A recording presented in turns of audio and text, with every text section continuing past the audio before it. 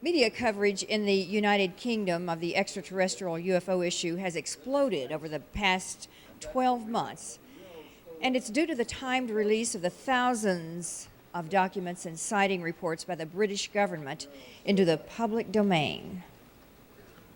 These releases have generated hundreds of articles both in the UK and the United Kingdom. Our next speaker has been at the center of this storm. He is a former senior executive officer with the UK Ministry of Defence who directly investigated the UFO issue while working for the MOD and is now leading a leading researcher and spokesperson. Last year, he accomplished what only one or two others have accomplished during the 62 years of the UFO exopolitical era. His op-ed editorial on this subject matter was published in the editorial section of the New York Times. Our speaker will be joined today by Dr. Milton Torres, Major, United States Air Force, retired. As a result of actions by the British government regarding classified files, Dr. Torres was thrust into the media spotlight last year. His story is as extraordinary as was his willingness to tell it like it is to the media when they came calling. Please welcome Nick Pope and Dr. Milton Torres to X Conference 2009.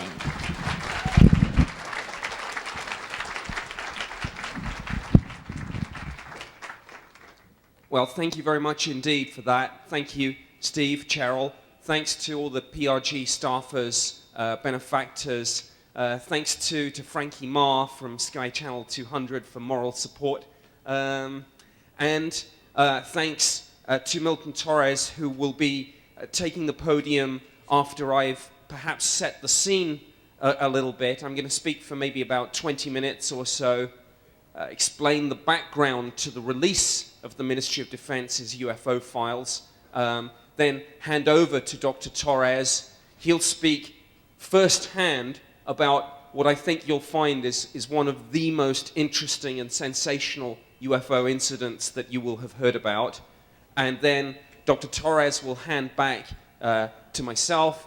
I'm going to talk about some other UK-related developments, and then Steve has asked that we try and leave some time for questions, because I think there will be some questions on Dr. Torres' extraordinary encounter and on the amazing situation that is unfolding in the UK at present.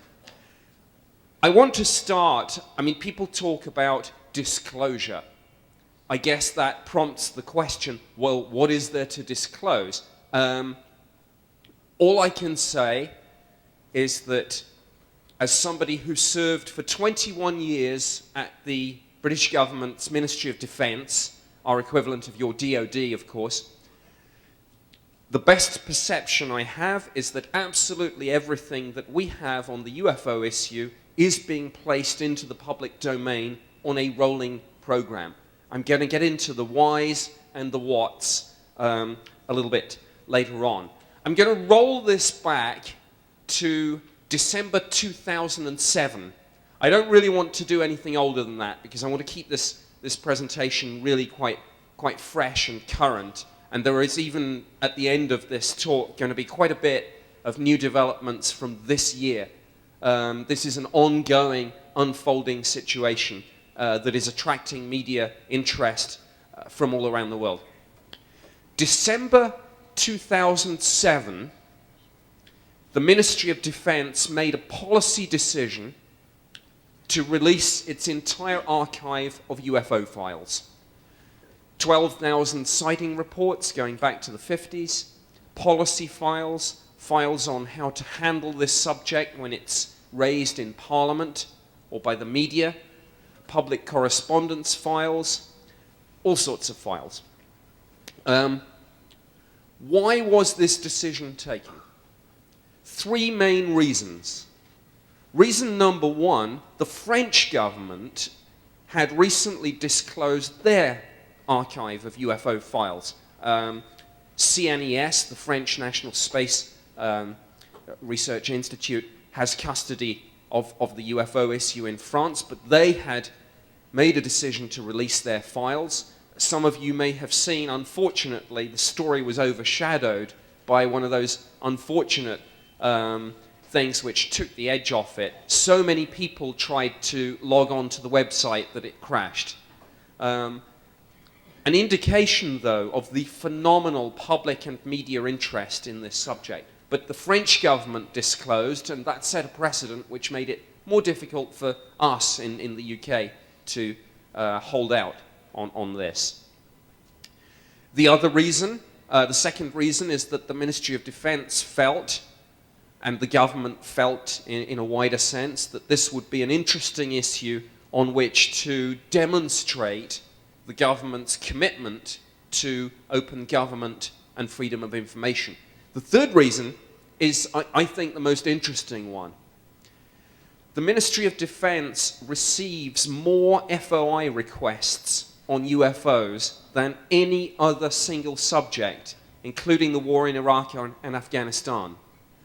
There is immense interest in this subject in the UK, immense pressure on the government, and of course the workload involved in responding to these Freedom of Information Act requests on a case-by-case basis was intolerable. And the flip side, the downside of that, is that the people doing now the job that I was doing in the early 90s are spending so much time on responding to these FOI requests that they're having very little time to do anything which could be remotely categorized as meaningful in terms of investigation or research into the phenomenon.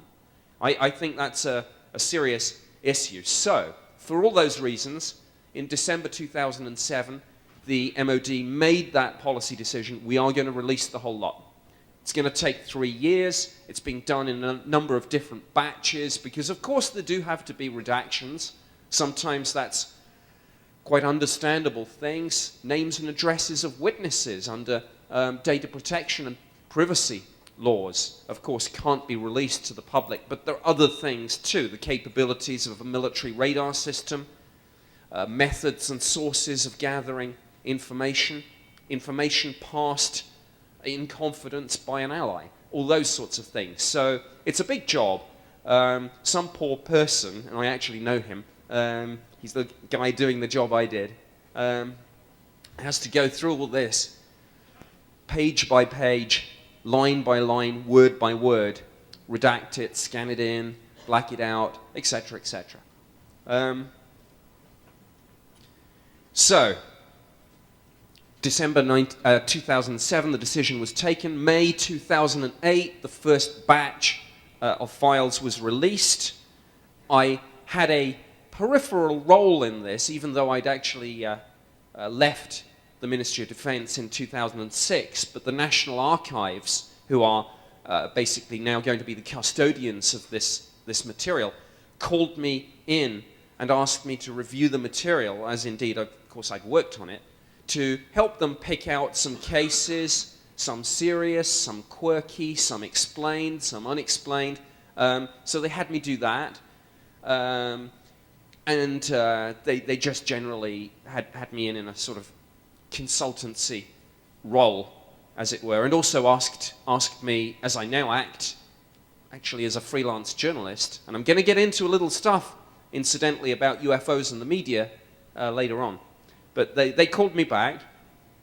The file release was a huge success. It made every single national daily newspaper in the United Kingdom, serious news shows, chat shows, documentaries, 2 million downloads within a couple of months, even after you had to pay a few dollars to get your hands on these things. It's very sneaky. They're free for the first month, and then they start charging you a few dollars. Well, government's a bit short of money at the moment. Some interesting highlights. Again, time doesn't allow me to go through this in huge detail. Much of the files, many of the reports, of course, are pretty mundane fare. Some more interesting cases. April 1984, a UFO seen in a suburb of London. 2 women call the police. The police turn up, and instead of saying, "What are you doing wasting our time?" The police actually see the UFO as well. They have it under observation for about 45 minutes, an hour. They look at it with the naked eye, then binoculars, and they start taking sketches. September 1985, 2 UFOs tracked on military radar, 10 nautical miles in 12 seconds. Pretty interesting.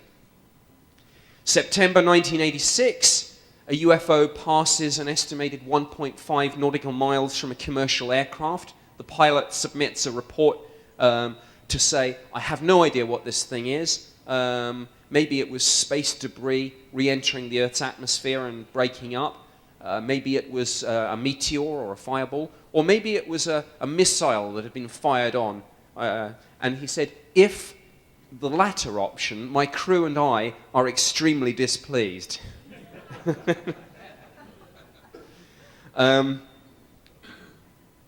Second batch of files were released in October 2008. Some interesting material in there. A case from 1990, where a UFO was photographed over Scotland, a large diamond-shaped metallic craft hovering very close above the ground. Very long story that I don't really have time to go into, but that picture was assessed by the Defense Intelligence Staff and other MOD specialists tasked with photographic interpretation.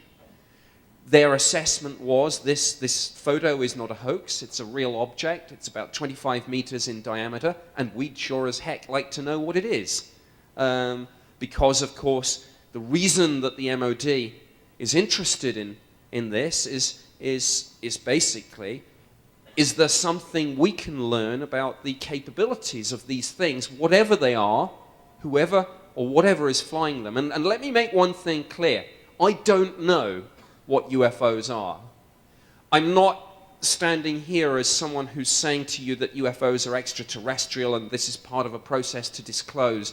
I don't know. I did that. I worked in the MOD for 21 years, 3 years on the UFO project. I still don't know what these things are. What I do know is I think they raise important and interesting defense, national security, and air safety issues, but I am not somebody who knows about some smoking gun, some spaceship in a hangar somewhere. If there is something like that, they didn't tell me. So, some interesting cases in this second batch. As I say, this photograph was assessed as real, and of course, like I say, we're interested in things like aerodynamics, propulsion system. Is there something here that we can learn from and incorporate into our own technology, whatever these things are? Secret prototype aircraft or something more exotic? We honestly didn't know. So there was that case. The photograph, by the way, the conspiracy theorists do like this because the photograph was on my office wall for about 2 years. Then my skeptical head of division convinced himself that this was a secret American aircraft that we shouldn't know about. And he took this picture down and locked it away in his desk drawer. And when information about this came out, and in fact there were a couple of mainstream media articles about this just in the last 2 or 3 weeks, the picture has disappeared. So I suspect it just got either put through the shredder by a very nervous person who convinced himself that this was something we shouldn't be seeing, or it genuinely got lost. These things happen, actually. I know people read all sorts of sinister things into these sorts of things, but having worked for a bureaucracy for 21 years, I've lost files. You know, I've put a file out on the desk, put another file on top of it, I've closed it up, put it away, and thought, where the heck did that go?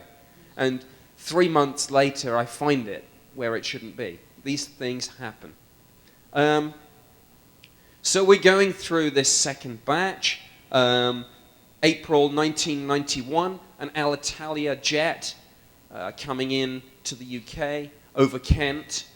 22,000 feet, suddenly something flashes so close to the UFO, to the aircraft, that the pilot shouts, "Look out, look out." Again, whatever you think UFOs are, I think it's incidents like that. And these, of course, by the way, this is not just my say-so. You can go to the National Archives website, you can go to the Ministry of Defense website, you can read these files, you can see these cases for yourselves. This isn't hearsay evidence. This is actually the material that the government and the military are themselves releasing.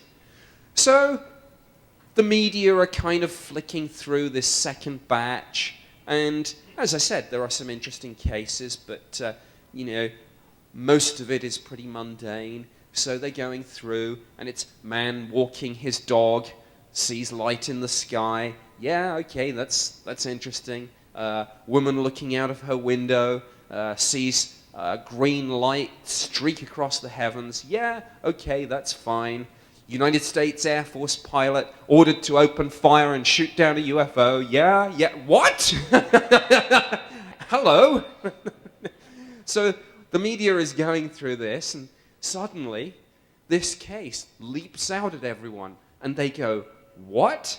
This is in the material that the Ministry of Defense is releasing? And on that note, because there's no point my telling someone else's story when you people have a fantastic opportunity in one of these rare events in this subject to hear about one of the world's most sensational and interesting UFO cases, not, and no disrespect to the researchers and the ufologists and the journalists, but not from somebody else writing up somebody else's story, but from the man himself. My co-speaker today, Dr. Milton Torres, a retired USAF major, 20 years service for his country, doctorate in mechanical engineering, taught at Florida International University, a man who has served his country with distinction and honor, who has not particularly wanted, because he was asked not to talk about this, and it was only when the Ministry of Defense effectively outed him and put his name into the public domain that you know, we're in a situation where, okay, if the government is now releasing this and it's in the file, I guess I can talk about this. So without any further ado from myself, I would like now to hand over to Major Milton Torres.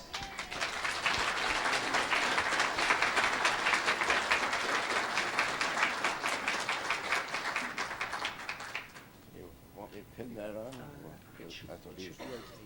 Okay. I hope you can hear me. This man just saved my life.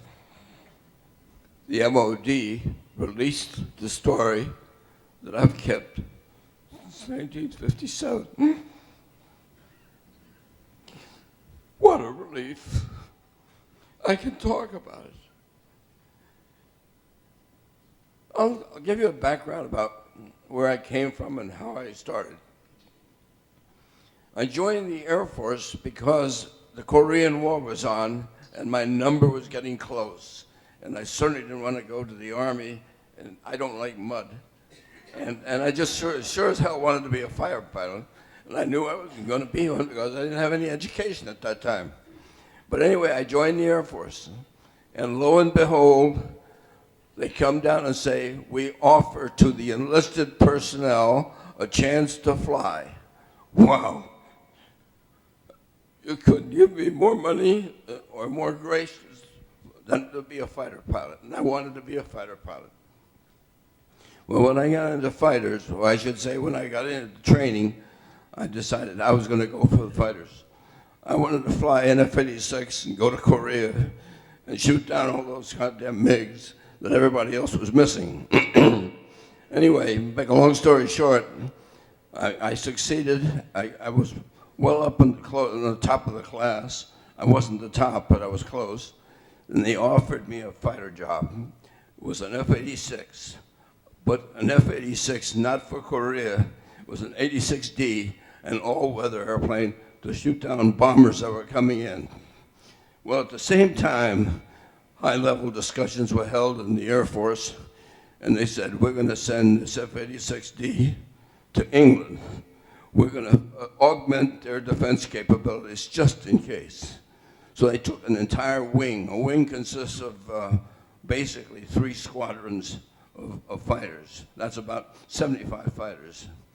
And they sent me to England, RAF Station Manston. And boy, that was a great thing. I had been watching J. Arthur Rank movies since I was a kid. And I knew that I was going to love England. So there I go. So I was afraid to go to England and meet some of those old spinsters that J. Arthur Rank used to put out for movies. And so I said, I better get married. So I married my bride, and that was way back in 1954. Excuse me. Yes, 54 is when I married her. I also went to England in 54. They sent me directly to England with my wife. At any rate, one of the things that I can say, when I went to England, it was just exactly the way they described it in J. Arthur Rank. I mean, I was issued currency that was pounds and sterling, and some of them were printed on only one side in black, a £5 note. And everybody that I would go to cash this £5 note would have me sign the damn thing on the back. Unbelievable. I didn't understand that. But I got the pounds, shillings, and pence down, and I really enjoyed England, like you wouldn't believe. I had 2 children there. Anyway, make a long story short, we were assigned to the 514th Fighter Interceptor Squadron, one of the 3 squadrons of the wing. And this were all stationed at RAF Station Manson, except we had 1 squadron up at Bentwaters. And it eventually went to Schusterberg, I think it was, but wherever it went, didn't matter. That was after. We had gone down to rocketry at Wheelus Air Force Base in Libya, and I learned all about Islamic living and what have you from Wheelus going around there. I made the mistake of taking a picture of it looked like the thief of Baghdad, you know. Oh, I don't know what he was, but I took his picture, and the next thing I know, he screams, "Holy murder." And I didn't know what the hell I'd done. I just took his picture. And that was what I had done. I had taken his picture. I captured his soul. So I didn't know any better. But next thing I know, I have about 30 or 40 people around me. And being used to the military, and especially the British military, I was in Libya, in Tripoli, and I was right in front of the seaside there, right next to the British Officers Club. And thank God for that. Because out comes this MP, a military police from the British Army, and he says, I say, Governor, he says, you having a bit of trouble here? I said, yes. I said, I took this man's picture, and I didn't ask his permission or anything like this. I didn't think I was doing anything. And he says, oh, you have to know how to handle these blighters. So I said, fine, you take over. He dispersed the crowd. He told them to get out of there, and that was the end of that. I went in and had a drink with the man, and I don't drink. And, I was so grateful for the assistance, you know, because I had seen some weird things from the Islamics, the Arabs. They would look, we were flying against rocketry, against a rag that they had behind the bomber. The bomber would go out and fly in rectangular circles so that we could go and fire from the radar on this rag. And anyway, make a long story short, that when the rag would fall down, sometimes it would float, and it would float over the base, and sometimes part of it would hang over the fence, and the Arabs would try to steal it, because anything they could get is money in the bank. So anyway, make a long story short, we got so well proficient with rocketry that they made us what they call combat ready. When we went back to England, they decided that the 514th and the 513th, our sister squadron on the base, were combat ready, and we would take our share of the load for alerts. Now, we shared that alert with the British, the RAF. Now, in the case of Manston, first of all, let me explain. Manston is on the Thames estuary on the tip, just north of Dover, but on the Thames estuary. And we could see France, about 18 miles on a clear day, which wasn't very often, but we could see it. So we decided to set up shop on the end of the runway on the side. Now, Manston has a 750-foot wide runway. It was made for recovery of bombers that were shot up during the war. And boy, they had they had a FIDO system, they had everything that you could possibly have. The FIDO system would burn the fog off. It would lift the fog up 300-400 feet. That gave you a hell of a lot of visibility. So it was really the perfect base for an all-weather fighter. Anyway, it was my turn to go and be an alert pilot. Now, mind you, I was just a lieutenant. I was not very long in the Air Force. I had maybe a year or two underneath me. We had rocketry, and we were combat ready.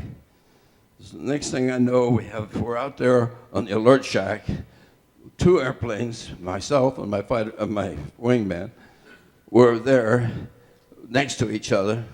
And we had a rule. First one to the airplane was lead, in this particular case. Anyway, sure enough, we got the klaxon, the scramble order. They said, get to your planes, get airborne, and check in on whatever the frequency was. It's not important. Roger, we got. We beat that 5 minutes in about 3 minutes, at least. And we were on the end of the runway. I was taking off. I was no sooner got airborne.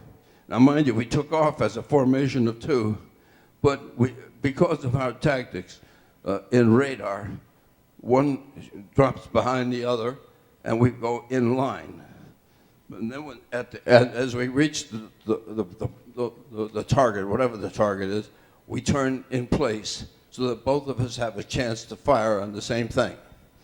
Well, at any rate, when I checked into GCI, they said, I have some information for you. I said, I hope so. He says, you are ordered to fire on this object. It's a UFO that's orbiting Ipswich and Norwich, which is in East Anglia. And it's just stationary sometimes. We don't understand it. It's at Angels 320. So, and it said, go gate, which means use your afterburner and just go get them.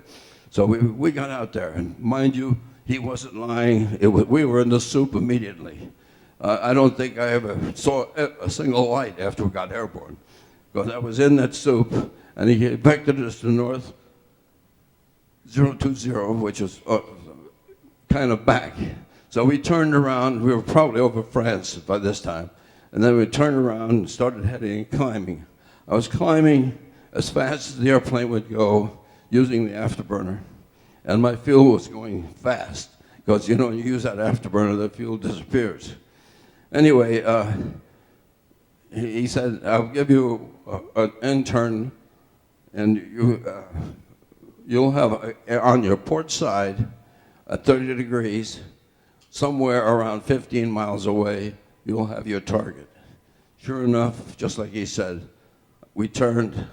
I saw a blip that was as big as the blips I saw when I'd see an aircraft carrier in the North Sea. Of course, I couldn't see anything. I could get it on the radar, but the radar was so sensitive that it was like a blob of light. It wasn't a point, it was a blob. So when I ran my range gate marker up to this blip, it just seemed to lock on and turn all the lights off. It was such a strong lock on that the airplane was telling me where to go. I mean, just in every way. So sure enough, I called Judy, and that was the symbol that we used for GCI and say, you don't need to give me any more information, I'm locked on. And that my radar will take me into this thing. Well, I was still at 0.92 and fuel was going down fast. And I said, I want to come out of afterburner. I said, no, stay in afterburner. I was really worried about my fuel. Anyway, they denied that. They wanted me to get this thing down. So as I was going in, I got this lock on, and I had overtakes that were very high. I was going .92 Mach, which is 92% of Mach 1, which is very fast, very close to 700 miles an hour. At any rate, when I locked on, it was such a strong lock with strong information. I was getting all kinds of information from my radar. It was telling me everything. So I called Judy and started going in on the thing, and he still had to tell me some more. Straight ahead, just keep going, you're on the way. I said, I know that. Anyway, when I got my 20 seconds to go, the circle starts shrinking. On the circle, you have overtake speed. The overtake was indicating I was going .92, and this thing was probably pretty near still because he wasn't moving, because it was about that much closure speed. As I was getting closer, I noticed that my radar was basically so damn strong that I could see all the lights that were coming on. And what was going on was he had decided to get the hell out of there. And when he got out of there, he went Mach 10 or something. It was beyond anything I could measure. So, I mean, he left me just standing there, and he was gone. And this happened in maybe 1 or 2 seconds. And my speed, there's nothing I could do. That was it. It was all over for me. I told the radar people, I said, GCI, I said, what's happening with this bogey? He says, I'm sorry, sir, but he's off our screen. He has a 250-mile range scope, and he was already off of that screen as well. So there's nothing I can do. I can't do anything except fire rockets, and then they'll land in Ipswich, and I don't want to do anything like that. So he said, well, you're released to home plate, meaning I could go home. On the way home, they called me and said, when you get on the ground, call me on the landline. I've got to give you a briefing. I said, Roger, I'd like to know what the hell happened too. So anyway, I got on the ground. I called them. This med sector was RAF controlled. This is the MOD that called the shots. And at any rate, they said, this mission has been declared top secret. And you're not to mention this to anyone, not your commander, not your wife, not anybody. Mum's the word, you didn't fly this mission. You understand? I said, yes, sir, I understand. He said, now we're sending somebody down from the embassy to debrief you. What they meant is we're sending me a spook. A spook is what we used to call these people that come from the cloak and dagger and debrief you and, tell you that you're in jeopardy of anything if you do anything. So when I got down there, the next morning, the spook showed up. I didn't see him. An enlisted man that has been in contact with me since, because he didn't know about the mission either. But nobody knew about the mission until the MOD released it in October 21st of last year. When they released it, it just took all the weight off my shoulder. And now I could talk to anybody. So I talked to Ron Kane, who's an enlisted man. He was one of 2 twins. One of them passed away. Both of them were in our operations. And he said, hey, I took that guy back to you. I said, I didn't know anybody knew about him. He came and went like a spook. Like nobody saw him. So he said, yeah, I saw him. I can tell you all you want to know about him. I said, I want to know where he was from. He said, we don't know. Thank you very much. But I knew when he held up that USA document that he had, that it was the American Eagle, and it was that I should shut up. And he told me, this is not only top secret. If you open your mouth about this to anyone, whether it be your commander or anyone else, we will take you away from flying for the rest of your career. And I just couldn't see that. So I jammed my 2 lips together and never said another word. And I left Manston. All my fighter buddies would love to have heard the story, and I would love to have told them, but I couldn't tell them. So I never said another word until the MOD has released it. Now I can talk to them about it. It's about time. that was the end of my mission. That was the end of my. But I'm going to tell you right now, I have convinced myself that this was an alien spacecraft because he did things that my airplane couldn't do or no other airplane could do. And he had speeds that were infinite compared to what I could handle. And I think he had a propulsion system that was controlled anti-gravity or something because he just took off. I don't know how the hell he did it without being plastered up against the ceiling because there were G-forces going on there that I couldn't even imagine. So I have been convinced since then that was an alien, and nobody's going to talk me out of that one. I did it myself. And I thank you for your...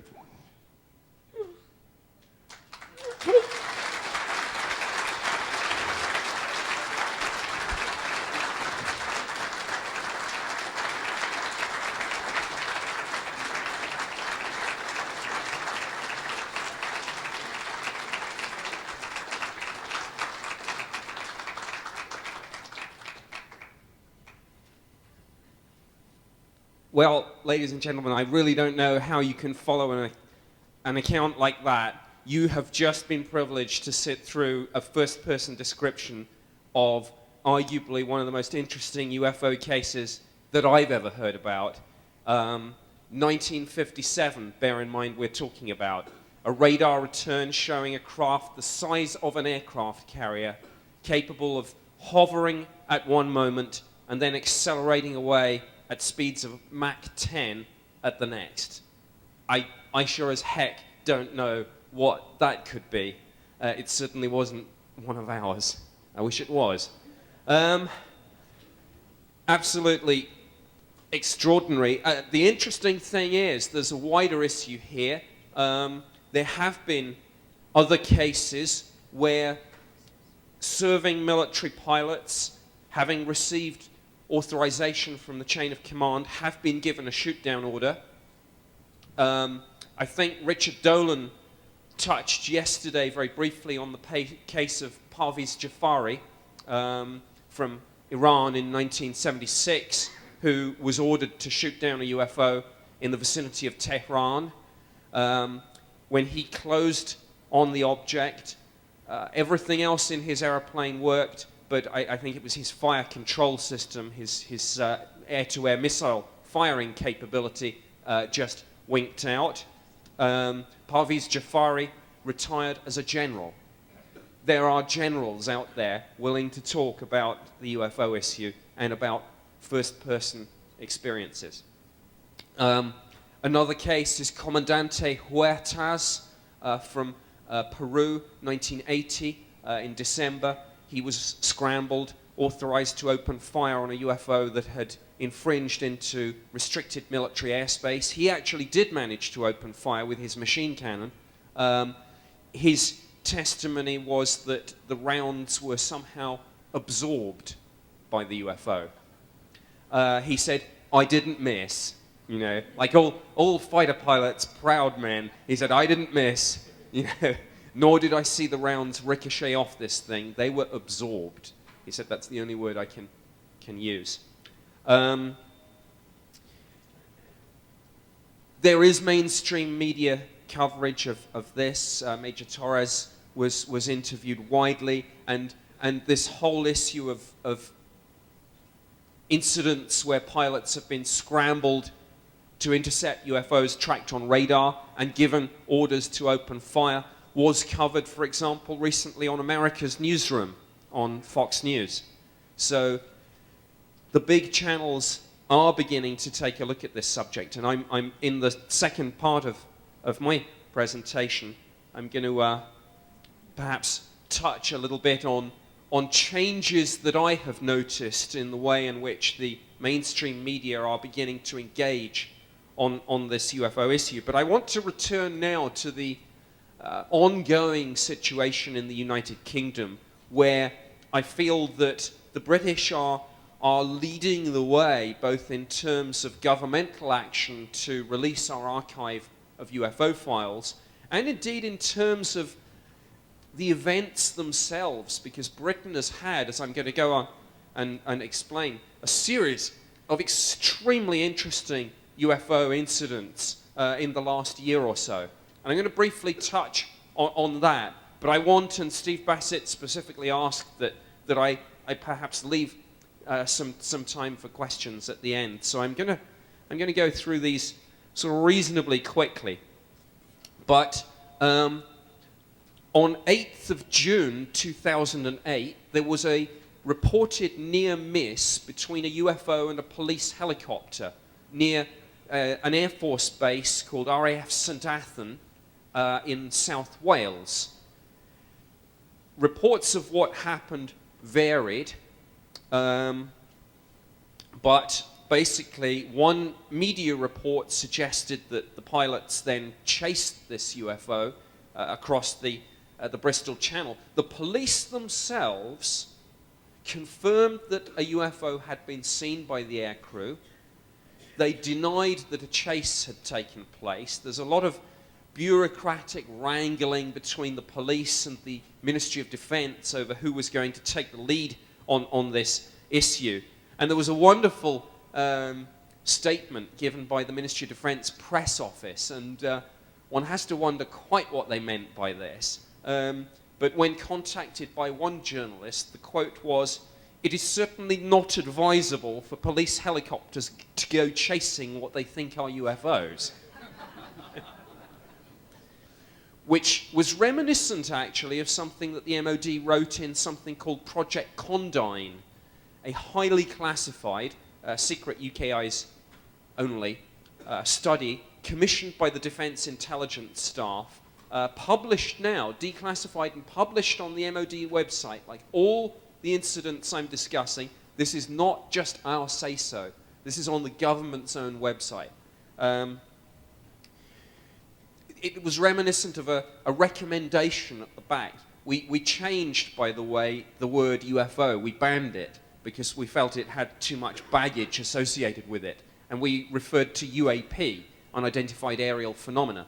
And one of the recommendations at the back of this secret UK Eyes Only report said, pilots encountering UAP should take no action other than to try to place the object astern. Get out the way. Don't mess with it. Whatever it is. And we don't know, honestly, we don't. I know some of you there will probably disagree, but my best perception is we don't know. I don't know, certainly, what these things are. But they're sure as heck interesting. June 2008, another incident.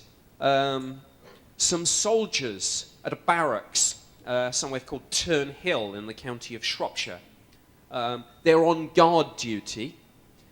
They see a number of UFOs pass directly over the military base. I've seen the footage. It's in the public domain. It's not the most exciting UFO footage I've ever seen, but the fact that it was directly over a military base and videoed by soldiers on their cell phones makes it, whatever you think about UFOs, a defense issue. They then did exactly what the standard operating procedure says that you should do in those circumstances. They phoned the National Daily Press. They phoned the Sun, and I'm going to get on to the Sun in a minute because the Sun is a big part of this story. Britain's best-selling national daily newspaper. It's a tabloid, but it sets political agendas. It's populist, but when it says something, people take notice. The Sun rang me about this. They showed me the footage. I gave a quote. Like all times when you speak to the papers, you do secretly get this little, "ooh, I'm going to be in the papers tomorrow" kind of thing. I know, it's terrible. Anyway, it got to about 7 o'clock the following morning, and my phone rang, and it was a BBC radio station. And they said, "Oh, we've seen this story in The Sun. Army spot UFOs over Shropshire. Can you do an interview down the line?" I said, "Yeah, sure." Did the interview, the phone rang again. I thought, okay, this has obviously caught someone's attention. Frankie volunteered to go out and get a copy of The Sun so that I could actually see what they were saying. She came back, white as a sheet. It's on the front page. A UFO story as the main banner headline on the front page of Britain's best-selling national newspaper. Can you imagine that happening here? Well, oh, and by the way, I missed a bit. The police, I'm just going back to the police helicopter near miss. They used another phrase which I like. They didn't like referring to the UFO as a UFO. So they said there was a sighting of, quote, an unusual aircraft, unquote.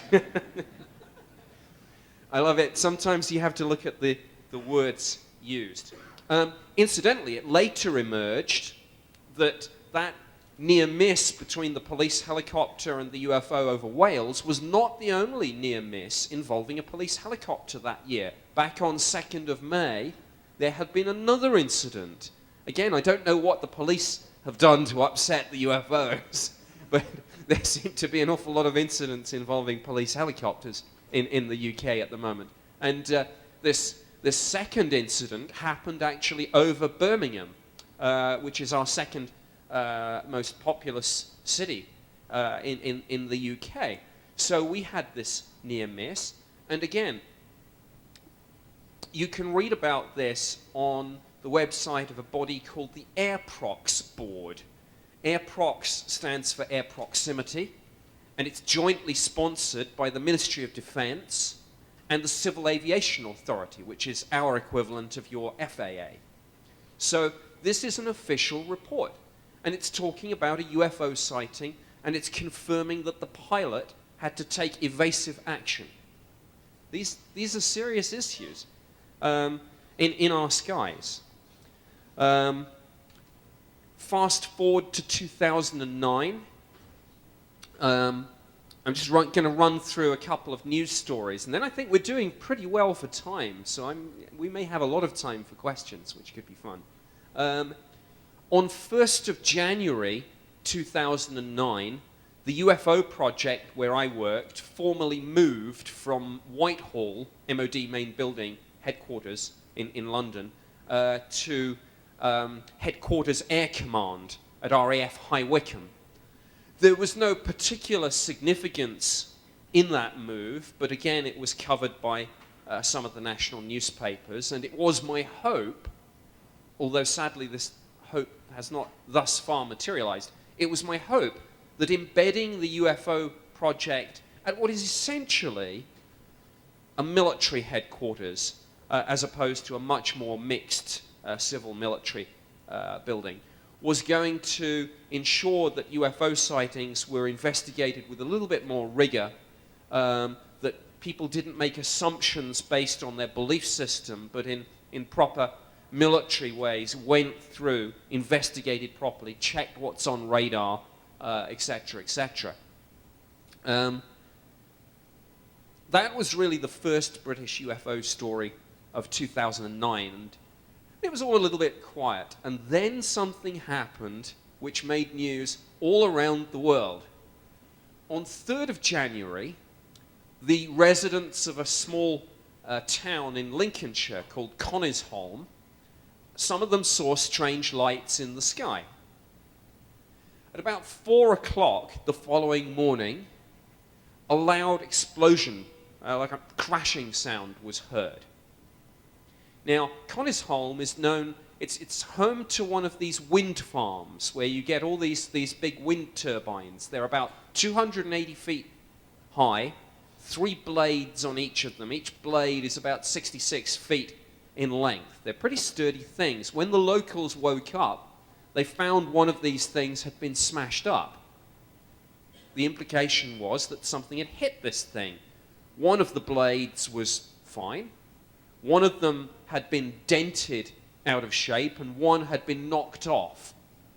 Again, the son phoned me up, told me about this incident. I gave a quote. UFO hits wind turbine. Front page. Main banner headline, Britain's best-selling national daily newspaper. Twice a UFO story on the front page in just a few months. that story, perhaps because it was so soon after the Christmas and New Year break, but something about it captured the imagination, not just of the public, but other media. I did lots of television interviews. The story went all around the world. It prompted, the Sun are well known for some classic headlines, and they sometimes have a little bit of fun with this. They printed a number of follow-up stories, one of the damage at the wind farm, and they ran the headline Farmageddon. But my favorite one, given that this was a wind turbine that had been damaged, was the follow-up story headlined Close Encounters of the Turbine.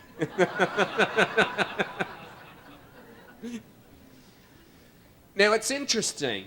There was mention, I think, of Terry Hansen yesterday, author of Missing Times, and I know Terry and others in the field feel there's a difficulty, a problem, about getting the mainstream media to engage on this issue. I think I came in at the tail end of something Steve Bassett was saying about archiving the number of mainstream media articles about UFOs and noting the almost exponential rise in this in recent months, over the last year or two ago.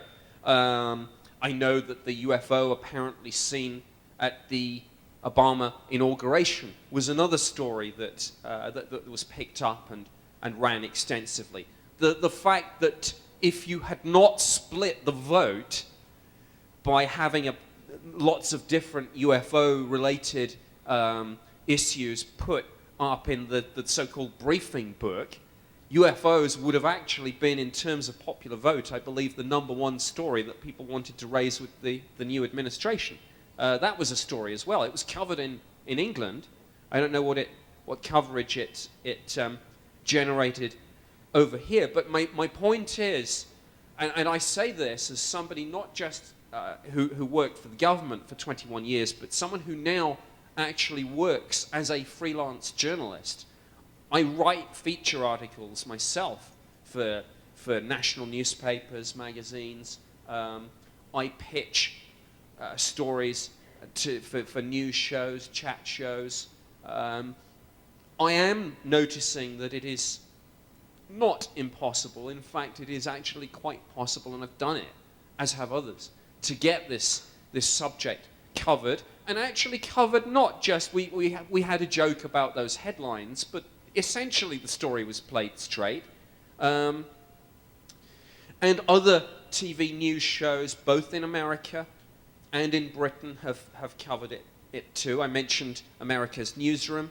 I think, what was it? ABC Nightline did a UFO feature. I think there are a couple of other big ones in the pipeline that I know have been recorded and haven't aired yet.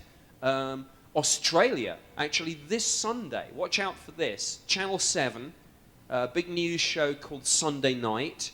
They do 3 stories in a 1-hour show. One of them's going to be a UFO story, played very straight. They're going to look at the Bent Orders case. They're going to look at a couple of other British cases, the release of the MOD's UFO files. Are they going to play this in a light-hearted way or seriously? I hope seriously. I actually wrote the story brief for this. So it's possible, it's quite possible to actually get this subject picked up by major news networks and newspapers. Steve, in his introduction, mentioned my op-ed in the New York Times. And again, I think the door is open. It's just a question of whether you want to push it or kick it. Couple of other stories to mention from the UK. I'll finish off the wind turbine story, by the way. They took residue from one of the blades to Germany to be forensicated by the German manufacturers. They came back, we were told that there would be a response within a few days. About a month later, the response came back and it said, well, we can't find any evidence of anything exotic having collided with this. Maybe it was mechanical failure. We don't know. There was an interesting postscript, though. The Sun, in running one of their follow-up stories on this, spoke to some people, and I don't know who they are, but the quote used was MOD insiders. And they had apparently suggested that something called Taranis, a prototype drone, something like Predator, might have been responsible. You can go on to British Aerospace, BAE Systems website and put in the term Taranis, and you'll see there is some information about the program.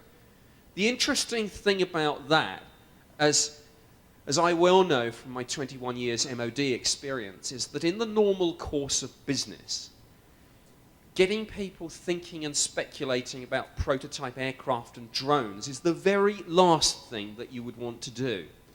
So isn't it interesting that these defense insiders, whoever they were, arguably tried to defuse a UFO story by putting our focus on the very thing they're normally running a mile from? That is interesting.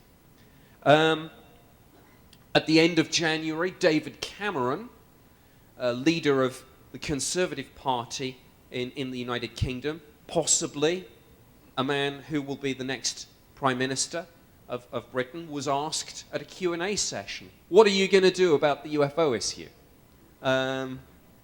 This issue can be taken into the highest of political realms and put on the agenda. He was slightly caught out, I suspect, by the question, but he responded that he saw certainly no reason why information on this should be kept secret, and essentially committed himself to being as open as possible on the UFO situation. And I'm sure that comment will come back to haunt him in later years. The Ministry of Defence released figures a couple of weeks ago to show that last year they had received, and bear in mind, the MOD, because of their fairly lukewarm attitude to the UFO issue these days, are not really people's first port of call in terms of reporting a UFO sighting. They received 285 reports in 2008, it's been revealed, more than double the figure for 2007. So again, that doubling of UFO sightings in the last year, again, made the news in a big way in the United Kingdom. And just 3 weeks ago, the Ministry of Defence released the third batch of UFO files and sent them to the National Archives. So these are extremely exciting times in the UK at the moment. I think I'm well ahead of time, actually. So what I'm going to do now is perhaps wrap this up and then allow a fairly meaty Q&A session for as long as Milton and I can keep going before Steve and Cheryl drag us from the stage. So thank you very much for listening, ladies and gentlemen. Thank you.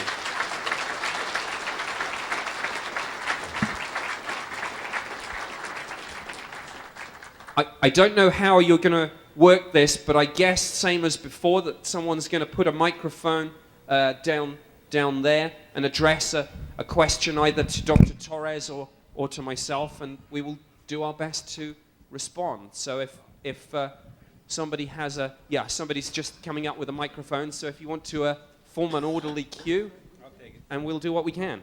I'm here for it. Yes, sir.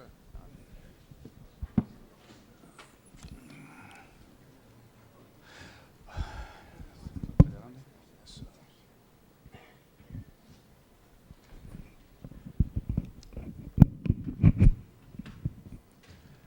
Mr. Pope, you made a comment during your presentation about a UFO being seen during the Obama inauguration. Yes. Where was it? Where was the UFO? In the United States, United Kingdom, and when did it happen?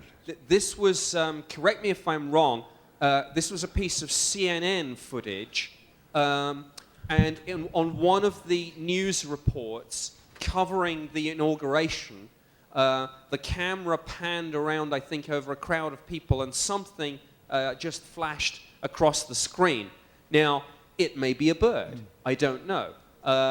There's a lot of talk. I think the best thing I can recommend on this is literally go to YouTube, put in the search terms Obama inauguration and UFO, and just sort by relevance or something. But you'll see there's a lot of discussion about this. I mean, it's a blink and you miss it kind of piece of footage. But the fact that it was picked up and led to such a discussion and debate was I think, interesting and shows people's appetite for this subject. But that's really all I know. What I don't know is whether anyone from the UFO community in the US has actually approached CNN and asked them for the original footage, because without that original footage, I'm not sure that there's much that can be achieved. But yeah, that's the story as I know it. First, you said there would begun the release of the files in Britain in 3 batches starting 3 years, starting in May of 2008 was the first release. And here we are about close to May of 2009, so I assume that we've only released perhaps 1/3 of the files so far. Is that correct? And second, just aren't we, even though we have all these files released, that doesn't tell us anything about the most important cases which may still be kept secret. I think you're about right. We're probably about 1/3 of the way through the release process. I think when we get to more modern times, we're going to find that actually a lot of the files are just FOI requests. So at the tail end of the process, in terms of the interesting material, things will tail off. What I would say about the material, to take your second point, that's been released, it's a mixed bag. Many of the cases, in fact, I would go so far as to say most of them in percentage terms, are extremely mundane, and they are clearly just lights in the sky that are almost certainly misidentifications of all the usual things: aircraft lights, satellites, meteors, etc., etc. But it is a case of going through literally, and by the way, there are 160 files. Each file can contain 500 or 600 individual documents, so we are talking tens of thousands of documents. It's a question of wading through, and like I said, you'll go through man walking his dog, sees light in sky, and then suddenly you'll hit a case like the case of Dr. Torres. Major Torres.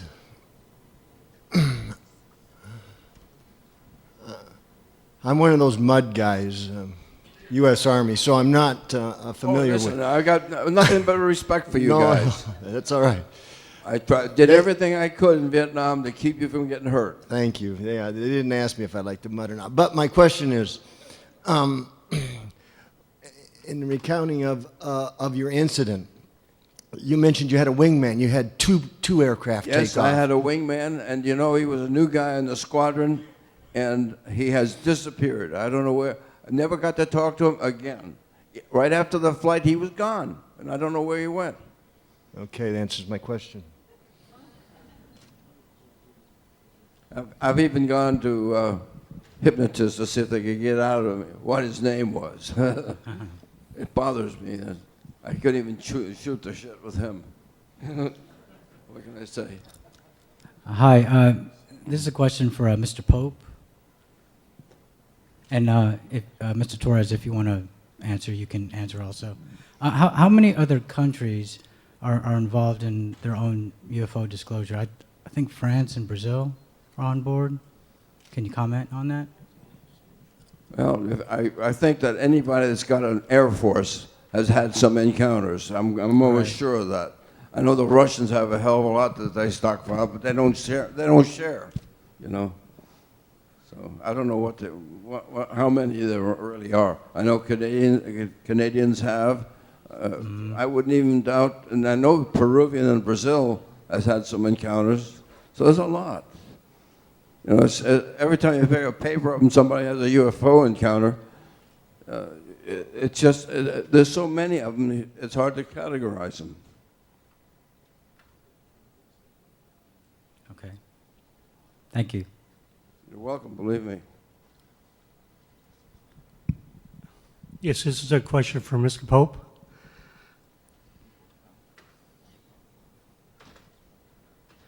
Thank you for your presentation, Mr. Pope. I have a question. In the 21 years that you were with the Ministry of Defense, and in the incidences that have occurred over the time while you were in that position with respect to these objects, did you have any direct communication, or did you have any knowledge of communication between the Ministry of Defense and the American Department of Defense with respect to what these objects were or what they weren't? No, I didn't. My terms of reference were purely national. Now, obviously, on some occasions, we wanted input. I made contact through the embassy with the US very soon after taking up post, and I was given the standard line, no, we're not interested in this. Now, obviously, on a back-channel basis, clearly, there was some communication, and I'll give you one example of that. We had a wave of sightings from 1993, where, again, involving large triangular-shaped craft. It's another case that's going to be covered in this Australian program this weekend. We, at the time, were having a huge controversy in England about a secret prototype hypersonic aircraft that may or may not exist, and we never did find out, codenamed Aurora, apparently the successor to the SR-71 Blackbird. And we were getting questions from members of parliament, from journalists, from the public, asking, are the Americans test flying these things over England, and are these causing some of these UFO sightings? Well, we had these sightings from March 1993, and we, through the embassies, asked the Americans, have you got something? Are you testing? The answer was very, very interesting, because they said, no, we aren't, but they asked us whether we had some sort of secret prototype aircraft that we might be testing. Now, why would they be asking that unless somebody somewhere in America was keeping track of these? And I think Dr. Torres hit the nail on the head, actually, and I'll make a comment to the last question. Again, whatever we think UFOs are, there isn't a government and an air force anywhere on the face of the planet that isn't going to be interested in unauthorized penetrations of their air defense region.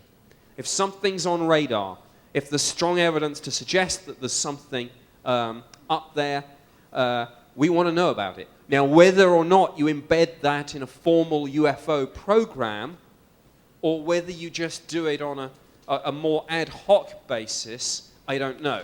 So, yeah, people say Project Blue Book's closed down, but you sure as hell can guarantee that if there's something in US airspace or anyone's airspace, somebody will be taking a look.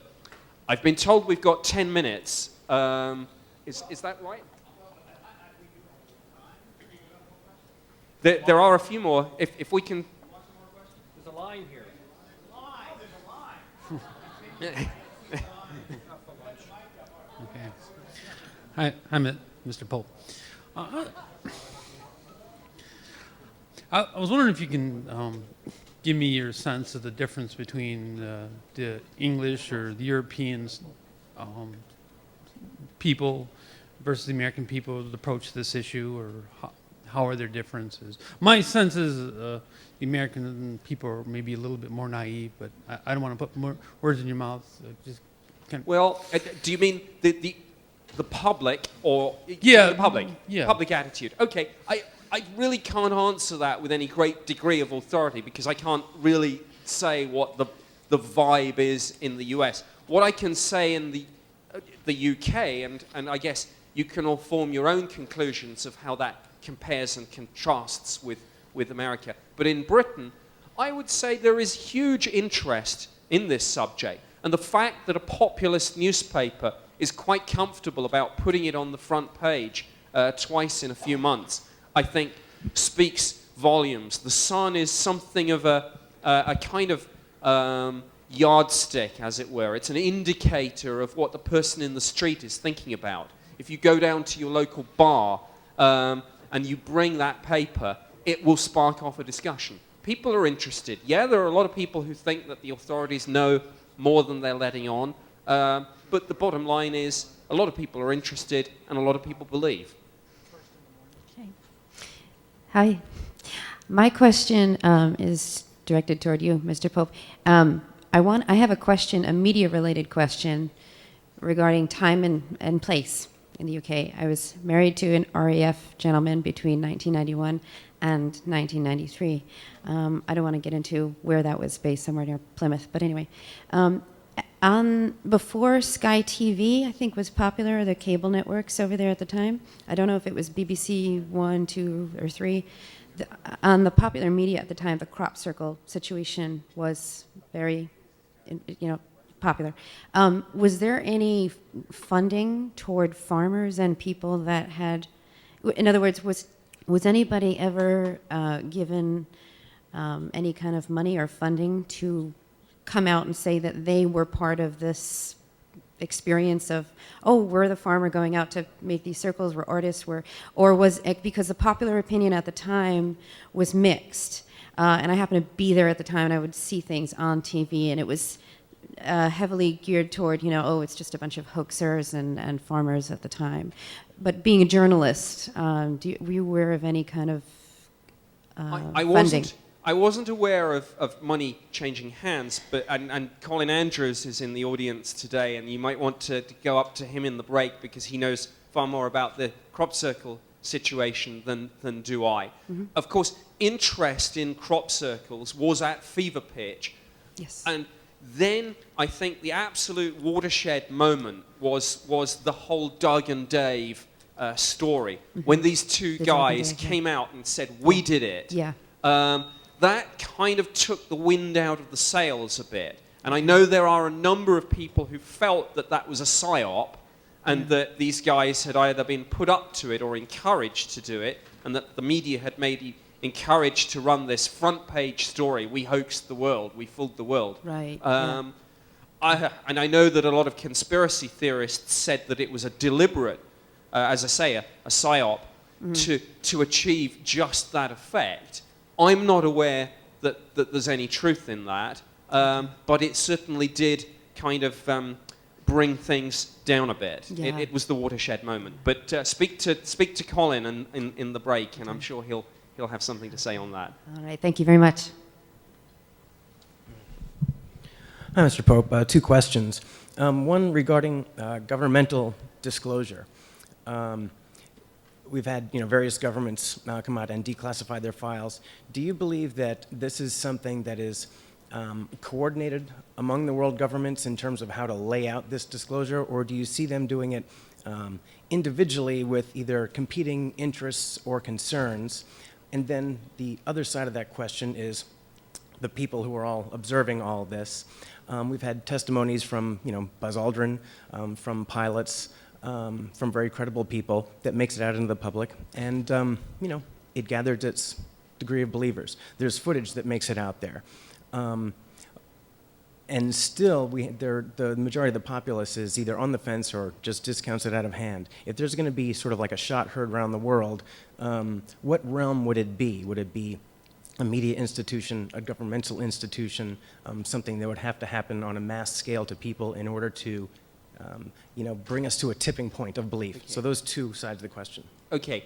I see no coordination between the governments. I think often it's actually populist-led. The media and indeed the public aggressively use FOI in certain countries. And like I say, sometimes there'll be a domino effect. Like I say, the French government release was one of the reasons the British government released, but I'm aware of no coordinated strategy.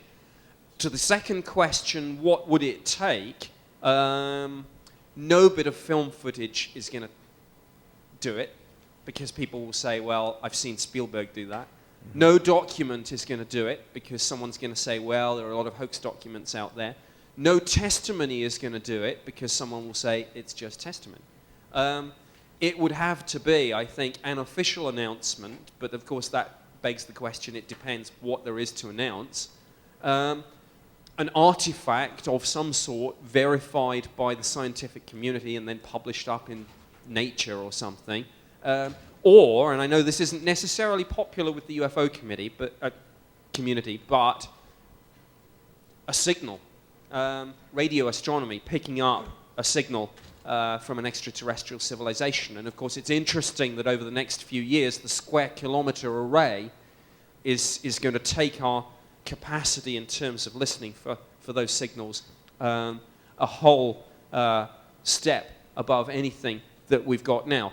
Of course, I hasten to add as a postscript, if we pick up a signal and prove that there is life out there, that doesn't remotely prove that any of it has ever visited us down here. Those are two questions, two separate issues, but it would be very interesting. Okay. Thank you. I have no question, but I want to make a statement. I see no optimism for disclosure in the far future. The subject, for instance, Kucinich, the presidential candidate, a friend of Shirley MacLaine, when he saw admitted he saw a UFO over her house, he was made to look like a fool, and people should have been angered because of demeaning the subject. But the USA has been evidence over the years suppressing other governments through financial means and other political from being disclosure ever taken roots. And any government that once the day comes of a disclosure, from that moment on, the future will be unpredictable. Okay, well, I guess, and I'm sorry to keep repeating this, but I guess it all predisposes what there is to disclose. That's why I make a difference. I talk about two different types of disclosure.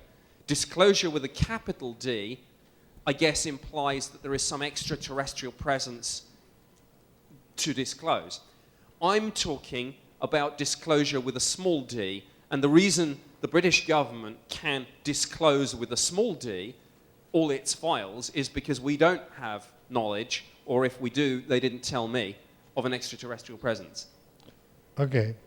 I worked on the Blackbird in '62 at Burbank. We had a drone that went Mach 5.5. The Orion is supposed to be 50% faster than that. Okay, well, I certainly don't dispute that there are all sorts of prototype drones and aircraft with pretty remarkable categories. I don't think that can really explain Dr. Torres's sighting. But yes, of course, at any given time, there'll be things out there that you won't see at the big air shows for a fair few years. I think that's taken as read. I have a two-part question. One's for you, Mr. Pope, and the other one will be for my dad. Now, he kept this secret from me for 35 years, so, you know, I mean, believe me, you guys aren't the only one in the dark here. The question I have for you, Mr. Pope, is, you know, now the disclosure is coming out, and one of the questions is, you know, your particular agency is releasing your documents with the MOD, but what about MI6? What about other entities that are cloak and dagger, even more so than your particular organization? And in retrospect, I mean, everybody was kept in the dark about this banking, and it's just a matter of a hood, nod, and a wink, and it's a trust me issue. And so really, we're given what the governments give us as fodder, and it's up to us as individuals to really see through everything that we see and analyze it, because I used to believe everything. I'm a veteran myself, and I was just like my dad, a very absolute devout believer in the Constitution and the government, and the world is shattered, and I no longer trust anybody but that guy right there. And if you can respond to that, and then I have a question for him. My response to that is that certainly I'm not aware of MI5 or MI6 having any remit for the UFO issue. Interestingly, it's the centenary of both those organizations this year, and official histories are being written. But I don't think there's going to be anything on UFOs in there. And your final question for your dad. Okay. The first, well, it's a two-part question, is you didn't actually get into your credentials. I know you mentioned your education. I know it, but most of these folks here don't know where you've worked. It's not Well, important. I think to them it would be important that you work for NASA. The only thing is with, I'm not a blithering idiot, that's yeah, all. Yeah. Well, did you, for example, I know you worked with Werner von Braun in the rocket program. Most people here didn't know that. I got as close to Werner von Braun as you did to the President of the United States. Well, but you were under his watch we at were NASA. There. I worked with NASA. Okay. I was the chief of range control just before I retired. When coming back from Vietnam, they offered me a job which I couldn't turn down. I was the chief of range control. Now, range control on Cape Kennedy is the people that do all the scheduling of all the shots, whether they're secret, whether they're not secret, or didn't matter. Only that mattered is the priority, and the priorities usually carried a 1A priority, and that was 90% of NASA going in there. We have a few military secrets that were going, but you know, to tell you about education, just about everybody at the Cape was an engineer of sorts. Yeah. So there are very few things going on that we didn't know about and we didn't talk about. And I'll tell you one thing about the government. When you tell them a secret, it's a secret and they're not going to give it back. They're going to keep it forever. That's the way I feel. The other part was, you mentioned your wingman, because I know you tried to find out who your wingman was. Was there any other people that could verify this incident that happened? Ron Kane. I told you about there was an enlisted man. As a matter of fact, there was two of them. They were twins. They were in an operations section. And when the spook came, he ushered him back to me. And he just, after the MOD released this, he called me and let me know. He says, "Did you know I ushered that spook to you?" I said, "Hell no. I would have been asking you about him then, you know." But that was the first time I even talked to him. I didn't even know he knew him. But you were also contacted, I believe, by the guy that also had ground radar confirmation he had contacted, because I saw this letter to you, remember? The gentleman wrote you a letter. Maybe you forgot. Oh, well, I've gotten so many letters. Yeah, but he was on ground radar, and he confirmed it as well, that incident. Oh, there was one that indicated there was a radar system out there where they were able to control your radar, or rather a spook system, to make you think that you were chasing something, but it wasn't there. And that never held. I don't believe that, and if it did happen, it didn't happen to me. Okay, thank you.